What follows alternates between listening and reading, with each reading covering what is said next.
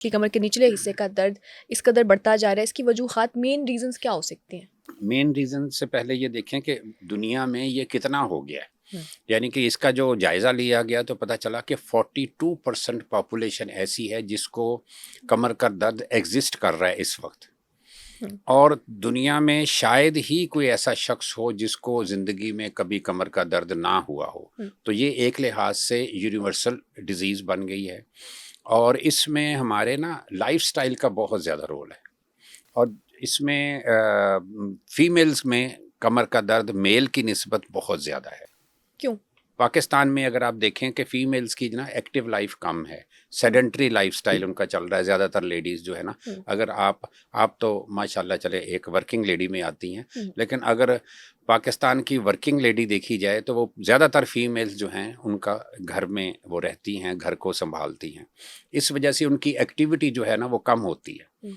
तो ये जो सेडेंटरी लाइफस्टाइल है ना, वो कमर के दर्द पैदा करने में बहुत ज़्यादा है। और अच्छा। दूसरा ये कहा जाता है, जो कि मेन फैक्टर तो शायद इतना नहीं है, लेकिन कहा जाता है कि भाई फीमेल्स जो हैं ये ज़्यादा हसास होती हैं। सेंसिटिव होने की वजह से कमर में दर्द हो ये जाता है? टेंशन जो है ना, वो ओके। बहुत बड़ी काज है कमर दर्द की। अच्छा, हाँ कि अगर हम डिप्रेशन है, स्ट्रेस है तो कमर में दर्द हो जाएगी? जी, बिल्कुल हो जाएगी, क्योंकि सही। टेंशन, डिप्रेशन का जो सबसे पहला जो इफ़ेक्ट होता है हमारे जिस्म के ऊपर, वो हमारे काम-काज से हमें बेज़ार कर देता है। अच्छा। आपका कोई काम करने को जी नहीं करता तो आप सेडेंटरी लाइफ़स्टाइल की तरफ आ जाते हैं। जो डिप्रेशन के मरीज़ हैं, वो बल्कि कई तो इतने ज़्यादा शिद्दत में आ जाते हैं कि वो कमरे से बाहर निकलना ही पसंद नहीं हाँ। करते। हुँ। तो फिर ऑटोमैटिकली उनमें वो बीमारियाँ आनी शुरू हो जाती हैं जो सेडेंटरी लाइफ़स्टाइल के साथ मुतल्लिक़ा होती ओके, हैं। तो फिर स्टेप बाय एक से एक चीज़ को लिंक किया जाता है और उसके बाद आपका कमर का दर्द जो है बढ़ जाता है स्ट्रेस की वजह और से। बीमारियाँ भी ये बढ़ती जिनमें एक कमर का दर्द तो है ही है। और इसके अलावा कहते हैं कि बॉडी पोस्चर बड़ा मैटर कर रहा होता है कि अगर आप सीधे नहीं बैठते तो आपकी कमर में दर्द होगी। बिल्कुल, पोस्चर का बहुत ज़्यादा ताल्लुक है, खाली सीधे बैठने की बात नहीं है। आप अगर सही खड़े नहीं होते, बहुत से लोगों को खड़े होने का तरीका नहीं आता, बहुत से लोगों को बैठने का तरीका नहीं आता, बहुत से लोगों ने कोई चीज़ उठानी होती है, उठाने का तरीका नहीं आता। तो मैं तो ठीक बैठी हुई हूँ अभी? आप काफ़ी ठीक बैठी हैं, अच्छा। लेकिन ये है कि ज़्यादातर लोग में अब बैठने की में अगर आप बात करती हैं, तो जो सबसे शानदार बात है कि वो देखें, ये जो आपकी कमर का पीछे वाला हिस्सा है ना, हुँ। ये जो आप जिस कुर्सी पे या जिस चीज़ पे भी बैठे हैं, उससे नीचे वाले हिस्से के साथ क्लोज़ली टच होना चाहिए। ओके। ये देखें, आपको पीछे बिल्कुल अपने आप हुँ। को नीचे वाले हिस्से को कुर्सी के नीचे वाले हिस्से के साथ जोड़ के बैठना चाहिए। सही, मैं सही। आपको छोटी-सी बात सुनाता हूँ। मेरे एक दोस्त हैं, आँखों के स्पेशलिस्ट हैं, नाम लेना मुनासिब नहीं है, प्रोफ़ेसर हैं। हुँ। तो उनका ये था कि कमर दर्द उनकी ठीक ही नहीं हो रही थी हुँ। और वो जो भी टेस्ट करवाते थे उसमें कोई नुक्स नहीं आ रहा था। एक्स-रे करवा रहे हैं, एमआरआई करवा रहे हैं, हड्डियों के स्पेशलिस्ट के पास जा रहे हैं, न्यूरोसर्जन के पास जा रहे हैं, न्यूरो फिज़िशियन के पास जा रहे हैं, लेकिन वो ठीक नहीं हो रहा था। हुँ। एक दिन मैं मुलाकात के लिए गया, तो वो मुझे ना तकरीबन रोने वाली हालत में थे, कहने लगे, डॉक्टर साहब ये क्या करूं, कुछ ना कुछ, आप पेन मैनेजमेंट के डॉक्टर हैं तो कुछ मुझे भी बताएं। तो मैंने देखा उनका बैठने का स्टाइल ठीक नहीं। सही। मैंने कहा, जी सर, कम से कम आप जो है ये अपना पोस्चर ठीक कर लें। हुँ।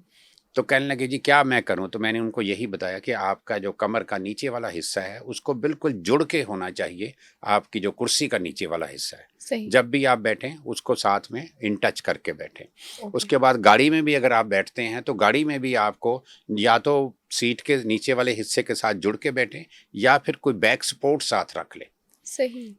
अच्छा, ये चीज़ उन्होंने की। अब यकीन करें, 1 हफ़्ते बाद मुझे उनका फ़ोन आया कि जी डॉक्टर साहब, इसने तो एक मुअजिज़ा कर दिया मेरे साथ। ठीक हो गए? इतनी सी चीज़ से उन्होंने कहा, जी मैं 50% से ज़्यादा ठीक हो गया हूँ। तो वाओ! ये कमर दर्द में मैं आपको बताना चाह रहा हूँ, जो भी मरीज़ जिसको भी कमर दर्द की शिकायत है, ये चीज़ अपने ज़हन में रख ले कि आधे से ज़्यादा इलाज उसके अपने पास है हुँ। और वो है लाइफ़स्टाइल चेंज करना। हुँ। तो ये बहुत इम्पोर्टेंट है। और आपने बताया कि खड़े होने का तरीका भी लोगों को नहीं पता। हाँ, जैसे हम कहते हैं कि कंधे ऊँचे करके खड़े हों या पोस्चर बिल्कुल स्ट्रेट हो, तो इसी को कहते हैं कि सही तरीका है ये? नहीं, मैं आपको बताता हूँ, खड़े होने में ये है कि पहले तो पाँव का आप देख लें सही। कि पाँव, कई लोग जो होता है कि वो एक टाँग पे खड़े हो रहे हैं, हुँ। कोई ऐसा होता है कि बिल्कुल ऐसे जैसे कोई लेज़ी होता है ना, ऐसे कंधे झुका के खड़ा हो रहा है।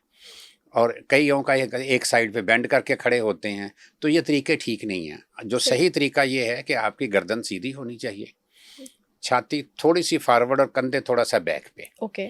और जो पाँव है ना आपके, उनका जो आप चौड़ाई रखनी है वो उतनी ही होनी चाहिए जितनी आपके कंधों की चौड़ाई है, सही। और दोनों पाँव के ऊपर आपका वज़न जो है ना इक्वल आना चाहिए। ओके। ये है नॉर्मल तरीका।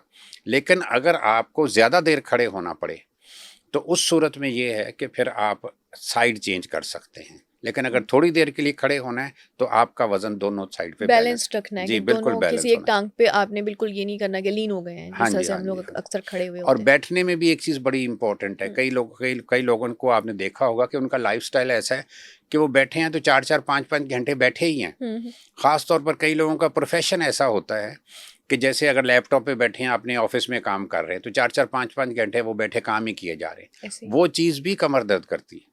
उसका बेस्ट मेथड है या तो आधे घंटे बाद या हर सूरत 1 घंटे बाद उनको अपने आप को ब्रेक देनी चाहिए। ओके। वो उनकी आँखों के लिए भी फ़ायदेमंद है। आपको याद होगा हमने आँखों के लिहाज से भी बात की थी कि कम से कम 5 मिनट का वक़्फ़ा करें 1 घंटे बाद। हम्म।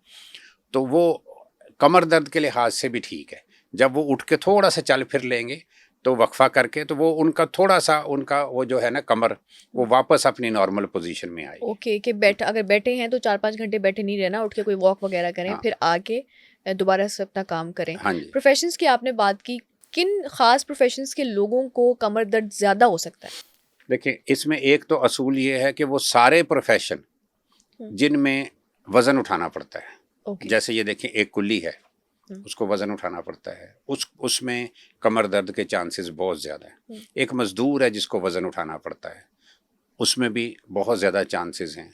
फिर वो जिसमें स्ट्रेनिंग के चांसेस हैं, जैसे एक क्रिकेटर है, बॉलर है स्पेशली, वो उसने ऐसे घुमा के बॉल करनी है, तो वो आपने अक्सर सुना होगा कि जी कोई क्रिकेटर है, अच्छा भला कौमी लेवल का क्रिकेटर है, लेकिन ये है कि जी आज उनको रेस्ट दिया गया, उनकी आज ना वो कमर दर्द थी जिस वजह से हुँ। उनको रेस्ट दिया गया। तो इसी तरह ये जो हॉकी के प्लेयर हैं, उनमें भी कमर दर्द का है क्योंकि कंटिन्यूअस ट्रेनिंग हो रही है। सही। तो ये दूसरा जो मैंने आपको कहा कि लॉन्ग स्टैंडिंग सिटिंग वाले जो है, हुँ। वो उनमें है। लॉन्ग स्टैंडिंग वाले भी, जैसे ट्रैफिक पुलिसमैन हैं, हुँ। जिनको काफ़ी देर, कम से कम 6-6 8-8 घंटे की, और वो जो गार्ड्स हैं, जो किसी भी बिल्डिंग के बाहर खड़े होते हैं, बल्कि मुझे तो वो गार्ड्स के ऊपर ज़्यादा तरस आता है। कई उनकी ड्यूटी बेचारों की 12-12 घंटे होती है। एग्ज़ैक्टली।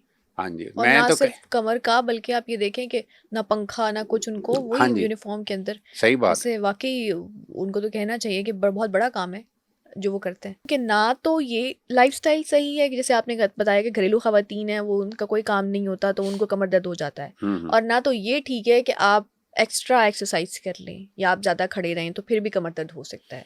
ऐसा। एक्स्ट्रा भी गलत है। हुँ। देखें, वैसे भी हमारा मज़हब, देखें इस्लाम का जो फंडामेंटल प्रिंसिपल है ना, हुँ। बेसिक प्रिंसिपल, वो यही है कि आप मियाना रवि इख्तियार करें। हाँ।